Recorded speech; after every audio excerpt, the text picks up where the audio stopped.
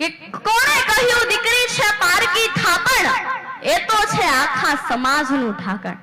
કોણે કહ્યું દીકરી છે પારકી થાપણ, એ તો છે આખા સમાજનું ઢાંકણ. પારકાને પોતાના કરીને હર કોઈ દીકરી ચાલી જવાની, આંખોમાં અશ્રુની અદાલત ભરી સુખના આશીષ આપી જવાની.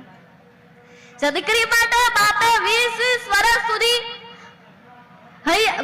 વર્ષ સુધી સાચવ્યું, અને તેના લગ્નના દિવસે હૈયા ફાટ રુદનથી આખી ધરતીને પલાળી દે છે. દીકરીના જન્મથી લઈને બાળપણનું વાત્સલ્ય અને વિદાયની વક્રતા જોઈને વિધાતાના લેખ પણ અટવાઈ જતા હોય છે. દીકરી આ શબ્દ બોલતા કેટલી શાંતિ અનુભવાય.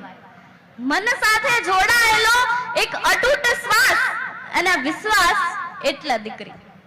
આંગણે ખીલેલું ફૂલ જ્યારે મધુવન રૂપી ઘરમાં સુખની સુવાસ ફેલાવે એટલે દીકરી.